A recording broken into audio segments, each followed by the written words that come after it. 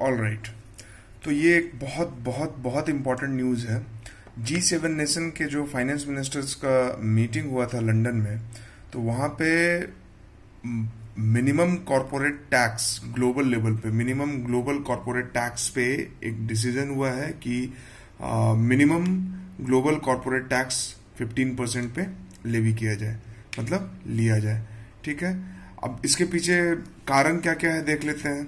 तो सबसे पहले टैक्सेशन सिस्टम को थोड़ा सा शॉर्ट में समझ लेते हैं कि टैक्स क्या होता है। जब भी आप कोई इकोनॉमिक एक्टिविटी किसी भी टेरिटरी में करते हो, किसी भी रीजन में करते हो, और उस रीजन को कोई बॉडी गवर्न करती है जिसे कि गवर्नमेंट बोलते हैं, तो गवर्नमेंट को भी रिसोर्सेज चाहिए, आपको सिक्योरिटी प्रोवाइड कराएगी, रोड देगी, वाटर देगी, तो आपको बदले में टैक्स देना होता है। ठीक है, ये चीज है। अब क्या है, पूरे दुनिया में अलग अलग देश हैं, तो अलग अलग टैक्सेशन सिस्टम है। तो जहां पे टैक्स बहुत ज्यादा है, क्या वहां पे इकोनॉमी, कोई कंपनी आपको खोलना होगा तो आप जाएंगे? ऑब्वियस सा बात है कि आप अगर बाकी सब चीजें सेम है और टैक्स ज्यादा है तो आपको लगेगा कि यार फिर तो टैक्स जहां पे कम है वहां पे उस रीजन में हम चलते हैं, है ना। तो यही सेम चीज इंटरनेशनल लेवल पे होती है। जो डेवलप्ड इकोनॉमी है तो बाकी फैसिलिटीज तो वहां पे है अच्छा, लेकिन मान लीजिए कि कोई under developed, undeveloped emerging economy है और वहां पे बाकी सुविधाएं जो है वो एवरेज लेवल पे है, लेकिन टैक्स जो है वो बहुत कम है, तो बड़ी बड़ी कंपनीज जो है वहां शिफ्ट हो जाती है, एटलीस्ट अपना बेस वहीं पे दिखाती है, ताकि जो प्रॉफिट उनका होता है तो वो उस पर टैक्स कम देना पड़े। क्यों? क्योंकि वो रजिस्टर्ड है एक ऐसे जगह पे जहां पे टैक्स बहुत कम है। ठीक है, अब इससे नुकसान किसका है? इससे नुकसान बड़े बॉसेस का है। ये G7 जैसे नेशंस का है, जो इंडस्ट्रियलाइज नेशन है। G7 पे एक अलग से वीडियो बना दूंगा कि उसको कैसे याद रखना है, सातों नाम को। तो तब तक के लिए अब इसको देखते हैं। तो ये चीज है। अब इस बात में डिस्कशन क्या हुआ है कि एक तो कि मिनिमम ग्लोबल टैक्स 15% देना है। ठीक है, इसके पीछे आइडिया क्या है कि जो ग्लोबल डिजिटल एज है, अभी जो डिजिटल का एज है, डिजिटल रिवॉल्यूशन चल रहा है, IT रिवॉल्यूशन चल रहा है, तो हमको उससे कोप करना होगा। आज कंपनीज क्या है, पहले क्या था कि फोर्ड है तो फोर्ड अगर अमेरिकन कंपनी है तो अमेरिका में वो मैन्युफैक्चर करे, वहीं पे उसका बेस है। लेकिन आज फेसबुक जैसी डिजिटल कंपनी कहीं और भी रजिस्टर्ड हो सकती है, एप्पल जैसी कंपनी कहीं और अपने आप को रजिस्टर कर लेगी और उसका जो मैक्सिमम बिजनेस होगा वो कहीं और होगा। तो इस तरह की समस्याएं हैं डिजिटल एज में। क्यों? क्योंकि इन्फॉर्मेशन बहुत तेजी से आदान प्रदान किया जा सकता है, एक्सचेंज किया जा सकता है। तो इसके साथ कोप करने के लिए अब जो बड़े बॉसेस हैं, इंडस्ट्रियलाइज्ड नेशन है, उनको तो दिक्कत हो रही है। तो इसलिए मिनिमम ग्लोबल कॉर्पोरेट टैक्स की बात काफी दिनों से चल रही थी, जिसपे कि अभी उनका एग्रीमेंट बना है। ठीक है, अब इसमें क्या होगा, तो अगर आपने पिछले वीडियो में देखा होगा जिसमें डिजिटल टैक्स के बारे में हम लोगों ने बात की थी, तो इस एग्रीमेंट के तहत ऐसा कोई भी टैक्स, जैसे डिजिटल टैक्स है, डिजिटल सर्विसेज टैक्स है, उसको खत्म करना होगा। क्यों खत्म करना होगा? क्योंकि वो एक्स्ट्रा टैक्स है ना, तो उसको खत्म कीजिए और मिनिमम ग्लोबल कॉर्पोरेट टैक्स हम लोग कलेक्ट करेंगे, ऐसा कहना है। ठीक है, तो इसीलिए कॉम्प्लिकेशन है कि क्या सभी इमर्जिंग इकोनॉमीज और बाकी सभी कंट्री इस चीज को लेके रेडी होंगी या नहीं होंगी। ठीक है, अब इसी पे इधर विस्तार से डिस्कशन है एक्सप्लेन्ड वाले सेक्शन में कि क्या है, कैसे है और इंडिया के लिए इसका क्या असर है। तो एक एक करके जल्दी से इसको देख लेते हैं। ठीक है, आइडिया क्या है, एक तो कि ग्लोबल डिजिटल जो रिवॉल्यूशन चल रहा है, ग्लोबल डिजिटल एज है, उसके साथ कोप करना है। मेन जो इसका है कि counter tax avoidance. Tax avoidance कैसे होता है? तो वही है कि यूएस की कंपनी है, यूएस में टैक्स नहीं पे कर रही है, अपने आप को रजिस्टर किया हुआ उसने आयरलैंड में, तो अब आयरलैंड में रजिस्टर्ड है भैया, तो टैक्स तो वहीं पे कर रहे हैं और वहां पे बहुत मिनिमम टैक्स है। तो कंपनी का भी बल्ले बल्ले है, कंपनी खुश है कि मुझे कम टैक्स देना पड़ रहा है। तो इस टैक्स अवॉइडेंस को काउंटर करना है। दूसरा क्या है कि जहां पे टैक्स कम होगा तो कंपनीज वहां पे जाके अपना सेटअप तैयार कर देंगी, जो हमने अभी बात किया था। तो क्या होता है कि इन्वेस्टमेंट को अट्रैक्ट करके, कौन नहीं चाहता कि उसके यहाँ खूब सारा FDI आए, कौन नहीं चाहता कि उसके इकोनॉमी में बहुत ज्यादा पैसा इन्वेस्ट हो, कौन नहीं चाहता कि उसका देश सबसे ज्यादा इंडस्ट्रियलाइज हो, उसका सर्विस सेक्टर सबसे मजबूत हो, लेकिन उसके लिए इन्वेस्टमेंट चाहिए। इन्वेस्टमेंट कौन करेगा? तो मोस्टली प्राइवेट सेक्टर इन्वेस्ट करेगा, क्योंकि सोशलिस्ट वर्ल्ड तो है नहीं, है ना, कैपिटलिस्ट वर्ल्ड है, न्यू लिबरलिज्म का जमाना है। तो जिस देश में, जिस टेरिटरी में, जिस नेशन में टैक्स कम होगा, इन्वेस्टमेंट वहां पे ज्यादा होगा। ठीक है, तो इससे क्या होता है कि अलग अलग नेशंस के बीच में, इकोनॉमीज के बीच में कंपटीशन है कि कौन टैक्स कम करेगा। तो जो टैक्स कम करेगा वो इन्वेस्टमेंट ज्यादा अट्रैक्ट करेगा। तो इस वजह से undue competition, level playing field नहीं रह जाता है। ठीक है, तो इस चीज को खत्म करना है बड़े बड़े बॉसेस को। ठीक है, अब आ जाते हैं इसमें क्या है, यही सेम चीज को यहाँ पे डिस्कस किया गया है कि what are the decision taken, decision क्या टेक किया गया, तो force multinational to pay taxes where they operate, जहां आप ऑपरेट कर रहे हो वहीं टैक्स पे करो, ठीक है। पनामा जाने का जरूरत नहीं है, आयरलैंड जाने का जरूरत नहीं है, कैरिबियन आइलैंड जाने का जरूरत नहीं है, ठीक है। दूसरा क्या है कि कंट्रीज का जो अभी हमने डिस्कस कर लिया कि अंडर कटिंग जो होती है कि टैक्स को कम कर दिया, तो अगर ग्लोबल लेवल पे मिनिमम कॉर्पोरेट टैक्स फिक्स कर दिया जाएगा तो कोई कंपनी उससे कम रख ही नहीं पाएगी, तो फिर एक सिंक्रोनाइजेशन बना रहेगा सारे नेशंस के टैक्सेशन सिस्टम में, है ना। तो ये जो एडवांटेज या डिसएडवांटेज, इसको जो भी आप कह लीजिए, तो उसका कोई फर्क नहीं पड़ेगा। लेकिन डिजिटल सर्विसेज टैक्स, जैसे इंडिया में जो इक्वलाइजेशन लेवी लगती है, तो उसको हटाने की बात कही गई कि वो सब हटाओ, तामाझामा सब हटाओ, सब एक ही टैक्स में आएगा, ठीक है। अब इसमें क्या है कि एक और टर्म दिया गया कि 30 year race to the bottom, वही कि कौन कंट्री कितना कम टैक्स कर सकता है ताकि ज्यादा से ज्यादा अट्रैक्ट करे, इस चीज के बारे में यहाँ पे लिखा गया है, ठीक है। 30 year race to the bottom, ये खत्म हो जाएगा इसको, तो ये एक फ्रेज है, इसको याद रख सकते हैं, 30 year race to the bottom, okay.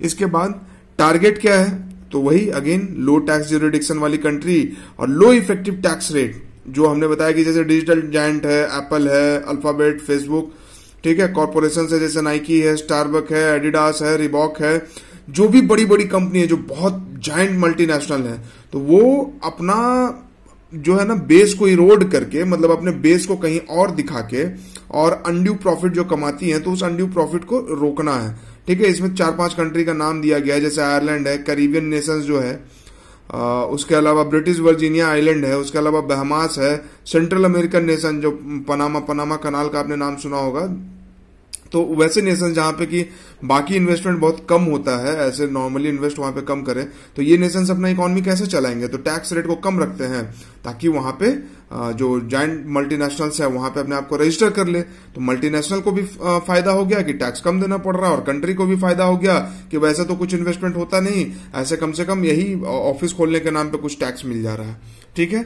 लेकिन इसके साथ प्रॉब्लम क्या है इस पूरे डिस्कशन के साथ, तो देखिए अभी जब पैंडेमिक हुआ कोविड का, तो आईएमएफ और वर्ल्ड बैंक का कहना है कि कुछ कंट्रीज हैं जो mega stimulus package, economic package दे सकती हैं, billions of dollar, trillions of dollar अपने इकोनॉमी में खर्च कर सकती हैं, डिमांड को बनाने के लिए, इकोनॉमी को बूस्ट करने के लिए।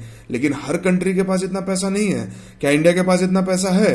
अगर इतना पैसा होता तो हम सारे माइग्रेंट्स को एरोप्लेन में बैठा के उनके घर पहुंचाते। लेकिन हमारी इकोनॉमी का हाल जो है वो अमेरिका के हाल के बराबर नहीं हो सकता। हमारी इकोनॉमी जो है अभी वो ग्रो कर रही है, इमर्जिंग इकोनॉमी है हम लोग, ठीक है। और हमसे भी नीचे वाले बहुत सारे कंट्रीज हैं, तो वो तो मेगा स्टिमुलस नहीं दे सकती है। तो ये पैंडेमिक जैसा सिचुएशन को कैसे झेलेंगी वो कंट्रीज कैसे कोप अप करेंगे?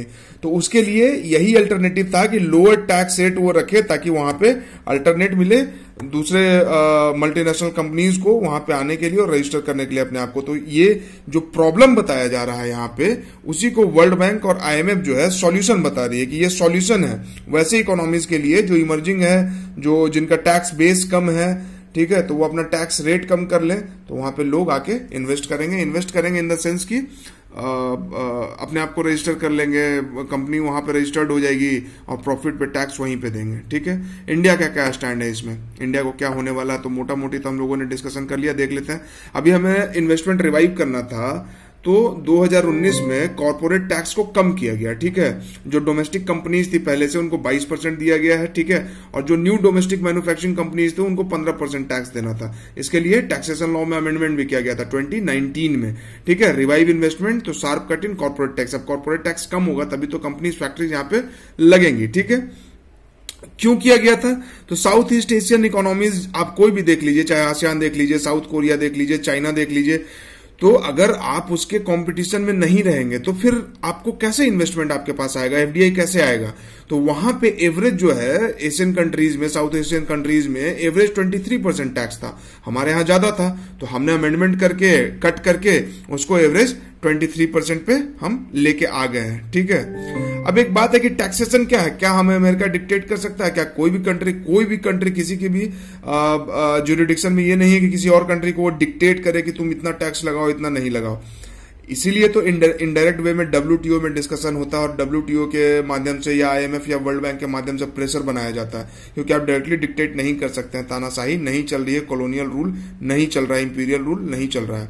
ठीक है, तो टैक्सेशन तो भाई सोवरेन फंक्शन है, हमको जितना मन होगा उतना हम टैक्स लगाएंगे, हमको कट करने का मन होगा हम कट करेंगे। ठीक है, तो इंडिया इस तरह के टैक्स अवॉइडेंस को, बेस इरोजन को टैकल करने के लिए डबल टैक्सेशन अवॉइडेंस एग्रीमेंट जो है बहुत सारे कंट्रीज के साथ हमने साइन किया हुआ है कि कोई कंपनी है उसको डबल टैक्स नहीं किया जाएगा। इंडिया में भी हो रहा है और सिंगापुर में भी उस पर टैक्स लग रहा है, तो ये नहीं होगा। लेकिन साथ ही साथ कंपनी भी चकमा नहीं दे सकती है कि इंडिया को बोल दे कि हम सिंगापुर में टैक्स दे रहे हैं और सिंगापुर में बोल दे कि हम इंडिया में टैक्स दे रहे हैं, ये भी नहीं होगा। डबल टैक्सेशन अवॉइडेंस एग्रीमेंट, ठीक है।